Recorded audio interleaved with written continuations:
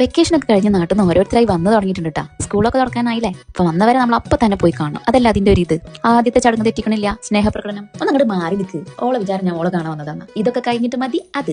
ഭാഗ്യം തീർന്നിട്ടില്ല കേട്ടാ, ബാക്കിയുണ്ട്. ഇവിടെ നിന്ന് ആര് നാട്ടിൽ പോയാലും അവര് കുറവ് ഇവിടെ എടുത്ത് കാണിക്കൂട്ടാ. അത് പ്രത്യേകിച്ച് നമ്മളെല്ലാം ഷെയർ ചെയ്യുന്ന ഒരാളാണെങ്കിൽ പിന്നെ പറയും വേണ്ട. വിശേഷങ്ങളൊക്കെ പറഞ്ഞിട്ട് മതിയാവണില്ല കേട്ടോ. അതല്ലെങ്കിലും ഒറ്റ ദിവസം കൊണ്ട് ഇത്രയും ദിവസത്തെ വിശേഷങ്ങൾ പറഞ്ഞു തീർക്കാൻ പറ്റുമോ? ഉമ്മനെക്കാളും പറയാനുണ്ട് മോൾക്ക് വിശേഷങ്ങൾ. നാട്ടിൽ നിന്ന് എപ്പോ വിളിച്ചാലും പറയും ഞങ്ങൾക്ക് ഗിഫ്റ്റ് എടുത്ത് വെച്ചിട്ടുണ്ട്. ആ ഗിഫ്റ്റും കൊണ്ടുള്ള വരവാണ് ഇട്ടത്. സംഭവം എന്തൊക്കെയോ കുറെ കുത്തിക്കുറിച്ച് വെച്ചിട്ടുണ്ട്. പക്ഷെ ആള് നല്ലോണം മെനക്കെട്ടിട്ടുണ്ട് കേട്ടാ. അവളെ കൊണ്ട് പറ്റണ പോലെ അവൾ എന്തൊക്കെയോ വരച്ച് വെച്ചിട്ടുണ്ട്, എഴുതിയും വെച്ചിട്ടുണ്ട്. എന്റെ മോളെ അവൾക്ക് ഭയങ്കര ഇഷ്ടമാണ് കേട്ടാ.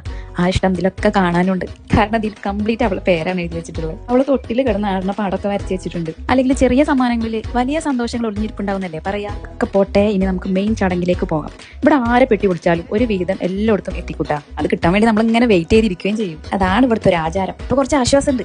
ഇനി ഇത് തീരണ വരെ വൈകുന്നേരത്തെ മെനക്കെട്ടിനെ കുറച്ചൊരു ആശ്വാസം തന്നെ അല്ലേ? പക്ഷെ ആ ആശ്വാസത്തിന് ആയുസ് വളരെ കുറവായിരുന്നു കേട്ടാ. ഖത്തം.